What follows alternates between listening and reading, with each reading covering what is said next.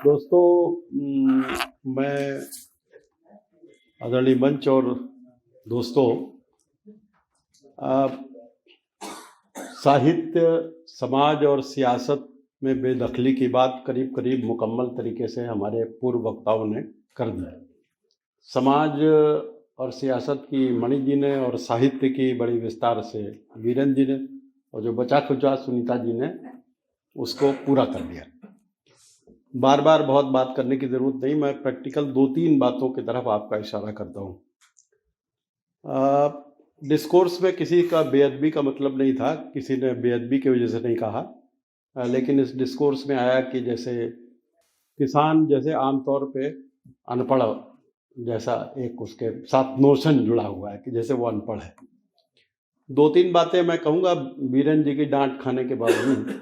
एक तो मैं आपके सामने है इसलिए कि ये किस्सा शायद मैं 50वीं बार सुना रहा हूँगा, लेकिन यहाँ कुछ नए लोग हैं। मैं लिख भी चुका हूँ तो पढ़ते भी नहीं हैं, मेरा लिखा कौन पढ़ेगा, और जिसका किस्सा है उसका तो क्या ही कहना। लेकिन मैं शायद 50वीं बार इस किस्से को सुनाऊंगा। ये 1 जनवरी का किस्सा है। शिवमूर्ति जी साथ थे, लेकिन लगभग 20-30 किलोमीटर की यात्रा थी। शिवमूर्ति जी अलग हो गए, मैं अलग हो गया। तो एक जगह एक तख्त पे एक ग्रामीण बैठा था, तो कुछ आसपास उसके लोग भी थे और कुछ किताबें रखी थी, तो लोगों से अपना बतिया रहा था। और मुझे कुछ दिलचस्प लगा तो मैंने कहा इनसे मैं कुछ बात करता हूँ। तो बात करने के उद्देश्य से मैं उसके सामने जब गया तो पहला काम मैंने कहा बात करना शुरू करूँगा तो ऑब्वियसली हम लोग अपनी सेल्फी वहाँ और दूसरों का, हालांकि मुझे खींचना नहीं आता, फिर भी मैंने किसी से कहा कि भैया इसको ज़रा लगा दो। उसने लगा दिया।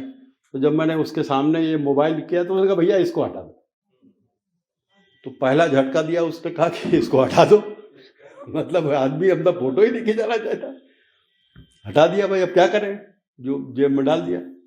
जाड़े के ही दिन थे, हम लोग जो भी पहने थे सब जेब में डाल लिया। तो हमने पहला सवाल किया कि आपका नाम क्या है। तो उसने कहा कि मेरा नाम किसान है। दूसरा झटका दिया उसने। पहले तो ये कहा कि फोटो मत खींचो, दूसरा कहा मेरा नाम किसान है। कह रहे यार अजीब आदमी, नाम भी नहीं बता रहे। हमने कहा कहाँ से आए हैं, कहा खेत से आए हैं। तीसरा झटका। मेरी तो हिम्मत ही टूट रही थी कि अब मैं इससे सवाल जवाब करूं कैसे। उसने कहा कि, हमने कहा कि किस लिए आए हैं, फिर भी कहा हिम्मत करके। तो उसका जो पहला उत्तर सेंटेंस था, अब पूरा मैं दास्तान पूरी नहीं बता रहा हूं क्योंकि वो लंबी हो जाएगी। तो उसने कहा दिल्ली का माथा खराब हो गया है। गौर करिएगा। अच्छा भाई, अब दिल्ली से आप समझ सकते हैं किसका माथा कहा उसने, जो अभी बाद में कह रहे हैं कि नहीं हम अपने माथे को। आगे कहा उसने, कहा हम खेत और दिल्ली का माथा खराब हो गया है, उससे देश का मुकद्दर बिगड़ गया है। गौर करिए। अच्छा भाई, इतनी बड़ी बात। मैं तो बिल्कुल लगभग ऐसी स्थिति में था कि ये तो कवि लोग, नरेश जी कहाँ गए, तो कविता मैं लिख दूं तो नरेश जी थोड़ी तो हमको शाबाशी दे देंगे बिना उसका नाम बताए, क्योंकि उसका नाम तो पता ही नहीं है। दिल्ली का माथा खराब हो गया है, देश का मुकद्दर बिगड़ गया है। तो कहा कि हम खेत की मिट्टी लेके आए हैं, दिल्ली के माथे से लगाएंगे, देश के मुकद्दर को ठीक करेंगे। और देख लीजिए, जो खेत की मिट्टी लेकर के आए थे, जो अनपढ़ किसान जिनको हम कहते हैं, उन्होंने देश के मुकद्दर को पूरा नहीं तो थोड़ा तो ठीक कर दिया कि नहीं कर दिया। हम लोग क्या जितनी बहस कर रहे हैं, वो अपने काम में लगे हैं और उनको इसकी भी चिंता नहीं है कि उनका नाम क्या है।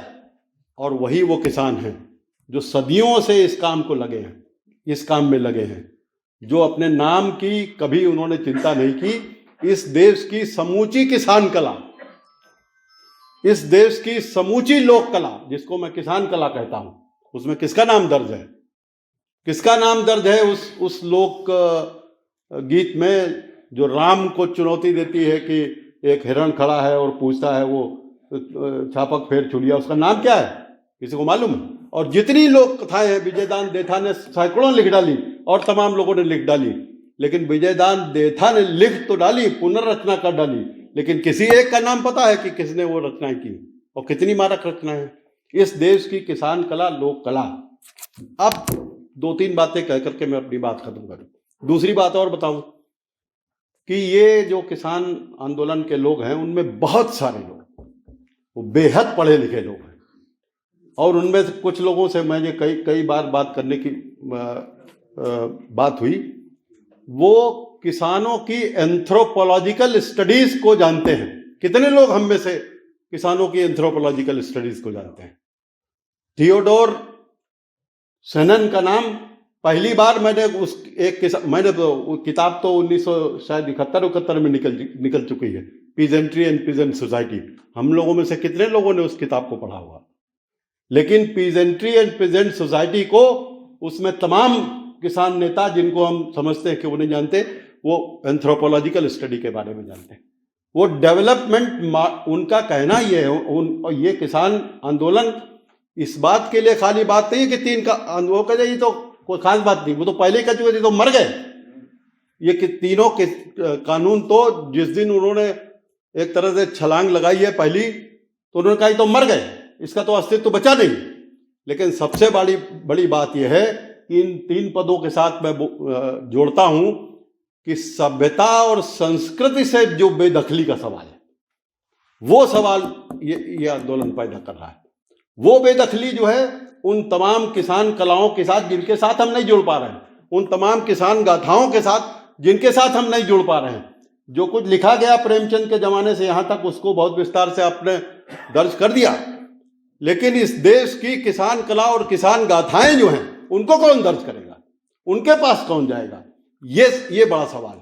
और उससे बड़ा, उसी के साथ जुड़ा हुआ ये सवाल है कि जब सभ्यता मूलक प्रश्न खड़े होंगे तो डेवलपमेंट के मॉडल पे भी सवाल ये किसान आंदोलन खड़ा कर रहा है। अब वो डेवलपमेंट मॉडल जिसको चाहे हम मार्क्सिस्ट लोग, और जो कैपिटलिज्म का जो कॉर्पोरेट का डेवलपमेंट मॉडल है उसके विस्तार में नहीं जाऊंगा, वो भी दोनों के डेवलपमेंट मॉडल इस पूरी सभ्यता को आगे बढ़ाने का काम उन्होंने नहीं किया है। सभ्यता का जो पूरा रिश्ता है उसको आगे बढ़ाना, सिलसिला है, उसको आगे बढ़ाने का काम नहीं किया है, क्योंकि दोनों के ही, एक में ठीक है हमारे मार्क्सिस्ट लोगों के मॉडल में उसका ओनरशिप अलग है, लेकिन मॉडल तो वही है जो कहीं ना कहीं बड़े औद्योगिकरण के ऊपर है, जो बड़ी दूसरी तरह की चीजों पे है। तो उन सवालों के ऊपर भी ये सवाल उठ रहे हैं, और ये सवाल उठना जरूरी है, क्योंकि सवाल ये है कि आज हम लोगों में से उनको मालूम है कि पीजेंट में और फार्मर में क्या अंतर है। हम लोगों को नहीं मालूम, हम पीजेंट और फार्मर को एक ही समझते हैं। पीजेंट और फार्मर में एक पूरा सोशियोलॉजिकल अंतर है और पूरा हिस्टोरिकल अंतर है, लेकिन वो उस अंतर को वो लोग जानते हैं, और वो ये पीजेंट का आंदोलन है, ये फार्मर्स का आंदोलन नहीं है। पीजेंट जो अपनी पूरी सभ्यता के साथ, अपनी लाइव स्टॉक के साथ, अपने एनिमल उसके साथ, और जो उसको भी, ये एक तरह से देश में उस सभ्यता को भी, जिसमें पशुओं का भी कुछ स्थान है, जिसमें जानवरों का भी स्थान है, जिनका भी डिस्प्लेसमेंट हो रहा है, जो आदिवासियों से लेकर के किसानों का जो डिस्प्लेसमेंट है, उसके साथ पशुओं का, जानवरों का भी डिस्प्लेसमेंट का सवाल है। तो इन सारे सवालों को लेकर के मैं समझता हूं कि असली बात यह है कि अपने आज के समय में साहित्य, संस्कृति, कला के सारे लोगों को जुड़ करके इन सभ्यता मूलक प्रश्नों की तरफ ध्यान देने की जरूरत होगी। और ये देखना पड़ेगा, जैसे कहीं आप देखें तो आपको मिल जाएगा शायद कि 1901 में, अगर आप देखेंगे कि 1901 में जो काम करने में जो मैनुअल और एनिमल श्रम है, उसका क्या परसेंटेज था, और आज जब हम 2001 में, अगर उसको मैंने एक बार देखा था, उसका क्या परसेंटेज है, तो वो रिवर्स हो गया है। अब ये जो रिवर्सल है, ये जो है, ये लोग कहते हैं कि किसान नहीं रहेगा तो फिर लोग खाएंगे क्या? किसान नहीं रहेगा तब भी खेती होगी। असली बात यह है कि खेती कौन करेगा? कारपोरेट करेगा कि किसान करेगा और मजदूर करेगा और जानवर करेगा? कौन करेगा खेती? असली बात यह है।